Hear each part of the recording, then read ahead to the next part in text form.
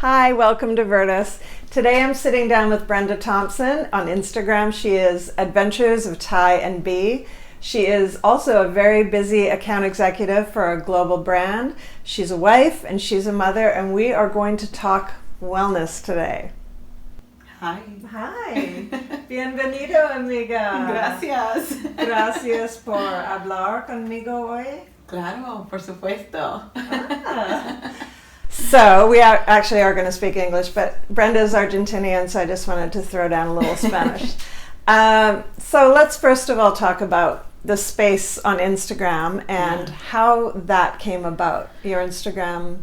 Oh, gosh, how did that come about? It wasn't planned, that's for sure. My space on Instagram actually years ago was more cosmetic based.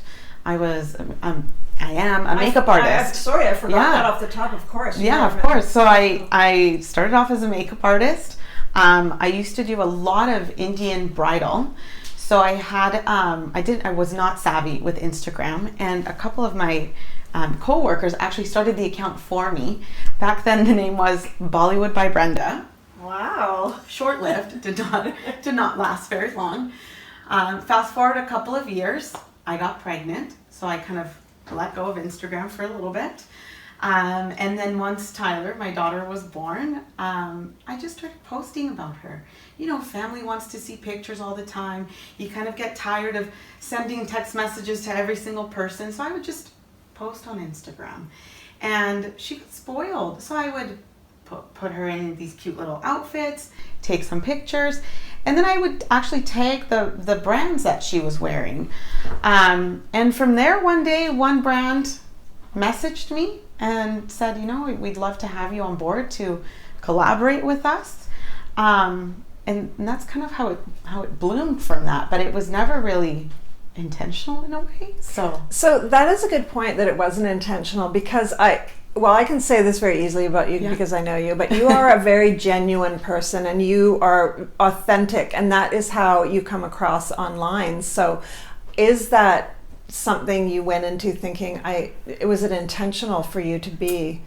Yeah, I think it's important to be genuine. I can't speak for anybody else, but for myself, when I'm following someone or I follow someone's account, it's very quick. I'm quick to unfollow if I find that someone's maybe reading a script, or they're trying to push something, or they're just simply not being genuine and they're not being themselves. So it's definitely, for me, it's very important to be genuine and to be myself, and there isn't anyone else like me out there, so I don't want to also blend in with too many accounts. I want to kind of stick out a little bit. Absolutely. So it is a space that can be very disingenuous, I think. There's a lot of image creation going on, but I think your partnership with your brand seems very intentional. I think you choose brands that really produce wellness and brands that you use and believe in. That's what it seems like. Is that the case? Yeah. It has to be something that I'll never promote a brand that I have never tried, or I shouldn't say I've never tried, because sometimes I do try new brands and I do enjoy them, but if I don't see it fitting into my lifestyle or into Tyler's lifestyle, then it's not a relationship that I would continue. Yeah, well, speaking of Tyler, she's so photogenic. Of course, does she enjoy participating in this? She loves it. I think she likes the treats more so than the picture taking, but she's a great sport. Oh, so good. So Tyler and Dakota, your husband, of course, you guys. He makes appearances. He does make appearances. Does he enjoy it? Of course he does. Yeah. I mean, sometimes he says he doesn't, but I'm sure he does. He likes it.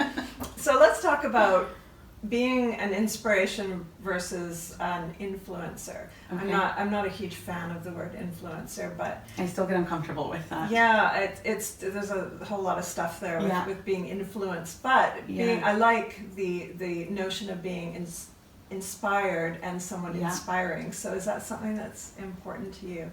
Yeah, absolutely. Even for myself, I get inspired through other people. It's not even just one, it's anybody. And I constantly also learn from others. Yeah. And if I was to narrow that down to Instagram, I'll learn just as much from someone who has thousands and thousands of followers, but I can also learn from someone who's just starting off who maybe only has a couple hundred followers. Yeah. So I kind of just seek for my inspiration through kind of in general anybody. What would it look like for you after a long day of work? Maybe you have that sense of overwhelm because you have a lot going on, and I understand. So every day? Yeah, every day. You have a big territory. I know what it's like to be an account exec. You're traveling. Yeah. So what do you do to de-stress? If I have time, wine. Yeah, you're going to say that. Other than wine, what do you do? Something that I've started recently because there's just not enough time in a day. Especially when you have a little one running around, all my time is on her. I have started waking up earlier. So I'll set my alarm for about an hour or two before she wakes up. So I'm usually up around 6 a.m. I mean, don't get me wrong, I want to sleep, but, and I've started meditating, actually. Meditation is huge. I started before. Then I kind of fell off the wagon, and then I got back into it. And just even if I was to meditate, even just once a week, it just helps. Because being busy, being a mom, being a full-time mom, and also working full-time, you know, my mind just never shuts up. Yeah. And sometimes I want to rest, and then that's when, like 11 o'clock at night, that's when all my ideas come to my head. So waking up, having even just 5 minutes to kind of meditate to myself is key. And then sometimes even just I'm disconnecting from everything. If I'm feeling very, very overwhelmed, I'll actually like shut off my Instagram, shut off anything to do with Instagram, YouTube, TikTok, Facebook, all of those social media things, and I'll take a step back from that just to kind of decompress a bit. It's ironic that you have to actually take a step back Yeah. from your platform, but actually it does change the wiring of our brains. Yeah. That is something to keep in mind. And it's funny you talked about nighttime being your time where, you know, All my ideas. your ideas. It's true, nighttime and in the shower. And in fact, I Yeah. learned that being in the shower, we do go into that alpha state where we're more creative and open. And I thought that is the place that all my ideas for work and things come to me is in the shower, or sometimes in the middle of the night. You'll start to dream. I get it in my dreams. In your dreams, So I've had it where I now have a notepad next to my bed, and if I wake up from a dream, I have to write it down right away. Yeah. Because if I wake up, I won't remember it. Funny enough, the showers, I haven't had creative ideas yet. That's just where I win all my arguments, is in the shower. That's good to know. That's a good place to win arguments. Yeah, I'll try that place. So do you have any advice for anyone if they want to start being on Instagram and partnering with brands? Like, do you have any sort of logistical advice for people starting out? The best advice that someone actually gave me is to be social. That's what Instagram, social media is about, is you need to be social. Don't ignore people, because I mean, if it wasn't for the people who follow me, I really wouldn't have an interesting page. So definitely be social, chat with people, learn from them, share. We're all in this together. And especially, you know, just supporting, like for me, local brands, other women as well, other moms. That's a big thing for me. So kind of empowering them and supporting them. So you created that shared, so a couple of things jumped out what you said, but first of all, the shared space creation. I love that idea. And has there been any feedback you've got, or when you've met through your platform, that is really an interesting or revelation to you? Yeah, I mean, it's funny, but I followed this big blogger. She's got like over 100,000 followers. She's huge. She actually lives very close by. And I wasn't aware, so I was following her, but I didn't really pay too much attention to it. And then one day I was at the lineup in Winners, and I see this girl, and I'm like, she looks so familiar. So quickly I went on Instagram, like, oh my gosh, it's her. And I got so nervous that I didn't even go and introduce myself, which I should have done. So I messaged her right away. I sent her a DM, and I said, I'm a big fan. I was like, was that you in the lineup? And we started chatting, and she was so funny. She gave me so much constructive criticism, and it was rough. It was pretty cutthroat feedback. Wow. But I thank her every day, because after that moment, I took that feedback. I didn't take it personal whatsoever, because I knew, like, she obviously knows what she's doing. She's got all these followers. So I kind of just took all that information and worked on it, and she was just amazing. And to this day, we still chat, and if I ever need something, I message her, and she's great. That's what it should be for. Yeah. You know, the second thing that jumped out about what you said was to be open and to be social. So that's a big one for me, but I am inherently a social, outgoing person, and I think when I first met you, I could see a kindred spirit. I saw that in you right away. Do you think that part of that is your cultural and your upbringing, your background? Because for me, mi familia está en México. Yeah. Entonces, soy una mexicana por convección. So wow. Gracias. Do you?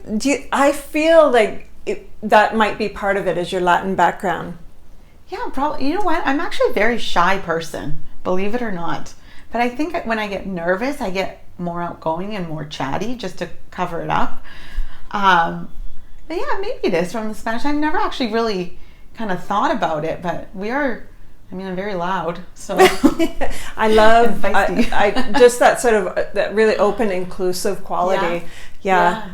So tell me, what is your sort of wellness routine? What are some of your favorite products that you've partnered with and have learned about through your Instagram? Oh my gosh. Let's see. I'm careful with what I promote in terms of cosmetics. Just because I work for a cosmetics company, so I can't do too much because it would be a conflict of interest. So of course, a lot of it I promote as my own brand. More so, I promoted a lot of wellness products for Tyler. One of them is a company called Soul Luxury, which is actually from Vancouver. And they have bath soaks, and it's all oatmeal, and it's all things that you can put in the bath, and you can drink that water if you really want to. It's not going to harm you. And I loved it. I discovered them at a mommy market that I went to, and poor Tyler was maybe 6 months old and had really bad eczema, and she had eczema on her face. And so I had to be very careful what I was putting on her. And anyways, I met these ladies at the booth. I had no idea it was the owners of the company. We chit-chatted. They gave me some tips for her. I tried it out. I posted it on Instagram, and then they commented back, and ever since then I've been hooked on their products. So now my whole family uses them because they do have bath soaks for adults as well. So I use them, and I've caught my husband taking baths with them. So the whole family loves it. Oh, that's awesome. I know too that it's important to you to partner with local brands and also Canadian-made products. Yes. Yeah. I mean, yes, my family's from Argentina, but I'm born in Canada, raised in Canada. And it's very important to me to support those companies, especially small local companies, because without their support, that's how we get them to grow and bloom into great companies. So I agree. Supporting them to me is very near and dear. So when I do partner with brands, that's definitely one of the things I look for. Yeah. Well, tell me, so when all of this is over this past year, everything, and we are allowed to travel again, because I know you guys love to travel, do you have a spot that you've picked out that you're going to go to first? Oh, Mexico. Yeah? It's quick. It's great. We have a fantastic time. So yeah, we're just counting down until we I've already booked this. Cabo. Oh. I've already booked Cabo. Yeah. Yeah, it will be, I think, my 1,000th trip to Mexico, but I agree, I love it. And like I said, my family is there, so. I love it, and the people. I love the culture there. The people are so welcoming, even though, I have no family in Mexico, but I go and I feel like I'm family. Yeah, so that's what I love. The dance, of course, the dancing, the food, the heat. I'm excited for when everything opens up. I can't wait. So, Brenda, thank you so much for sitting down and talking with me today. And thank you, everyone out there, for listening. And I will link Brenda's information below. And thank you so much for joining us. And we'll see you again soon. Thank you.